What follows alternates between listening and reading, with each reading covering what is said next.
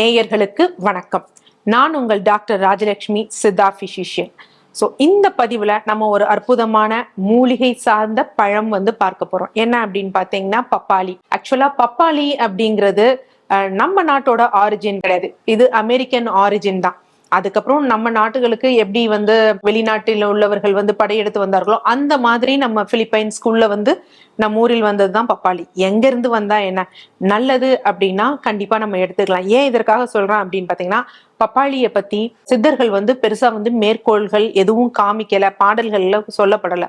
So அதனால கேஷுவலா அதுல இருக்கக்கூடிய சத்துக்கள் என்ன அப்படிங்கறதான் இதுல பார்க்க போறோம்.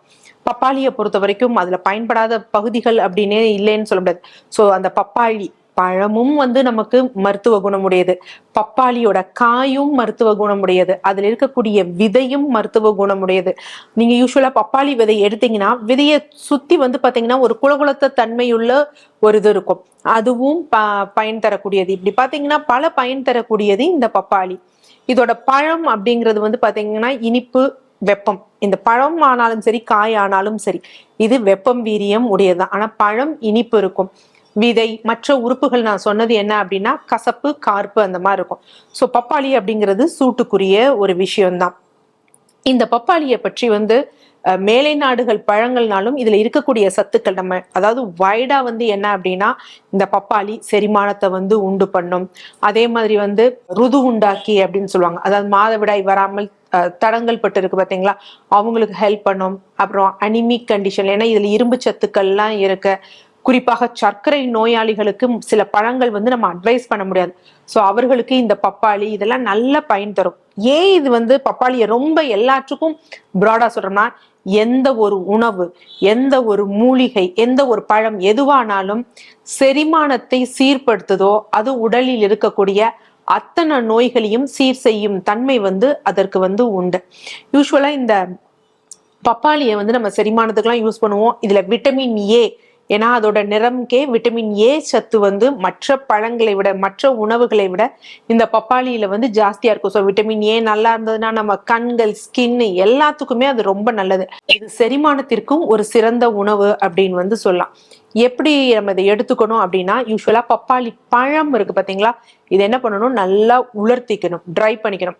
தோலை சீவிட்டு நல்லா கட் பண்ணி உலர்த்தி எடுத்துக்கணும். ஸோ உலர்த்தி எடுத்துட்டு அதை என்ன பண்ணிக்கணும்னா நல்லா பவுடர் பண்ணிக்கணும். பவுடர் ஆகுமா டாக்டர்னா, காய்ந்தவுடன் எப்படின்னா ஒரு மாதிரி காஞ்ச பப்பாளி ஒரு லைட் வெயிட்டா இருக்கும்.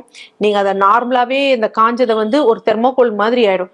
அதை நீங்க மிக்சியில போட்டு அரைச்சிங்க அப்படின்னா பவுடர் ஆயிடும். ஸோ இது எடுத்துக்கணும். ஒரு உதாரணத்துக்கு நான் சொல்றேன், இது நீங்க அரைச்ச பவுடர் பாத்தீங்கன்னா ஒரு கப் அளவு இருக்கு அப்படின்னு வச்சுக்கோங்களேன். சோ அதற்கு நீங்க என்ன பண்ணணும் அப்படின்னா 2 எலுமிச்சை சாறு, இவ்வளவு பெரிய எலுமிச்சை 2 எலுமிச்சை சாறு அதுல பிழிஞ்சு விட்டுக்கணும்.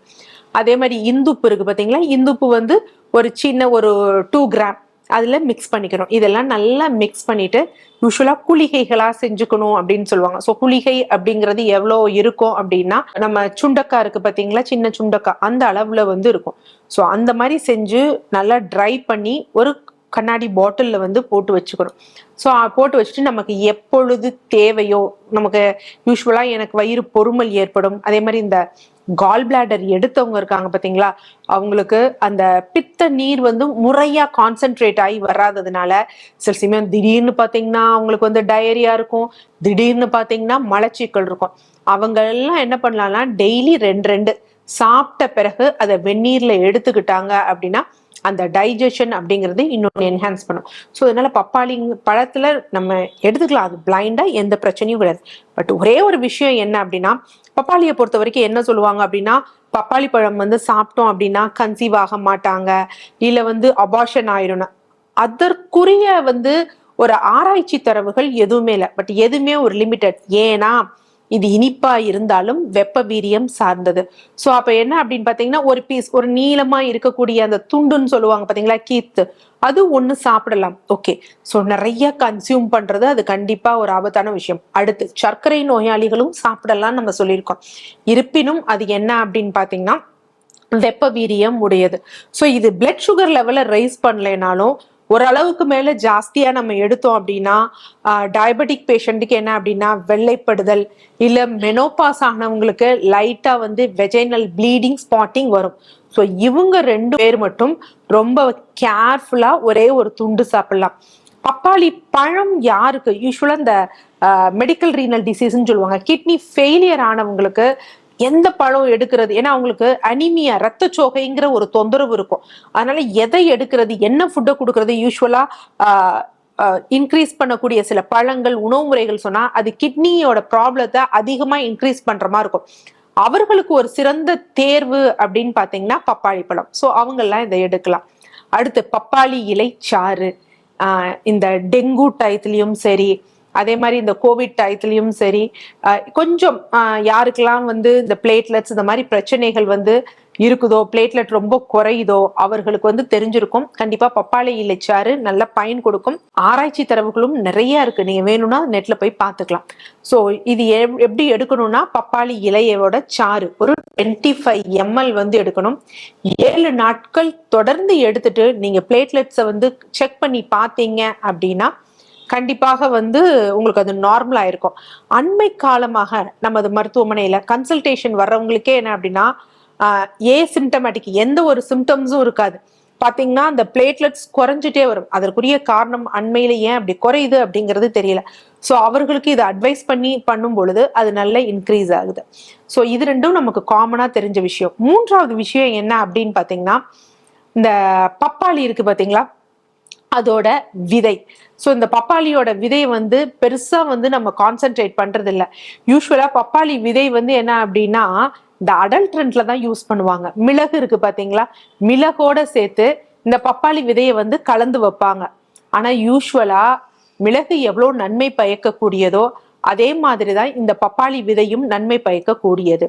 இந்த பப்பாளி விதையில வந்து என்ன இருக்கு அப்படின்னா பெப்பைன் அப்படிங்கக்கூடிய ஒரு வேதியியல் பொருள் வந்து இருக்கு.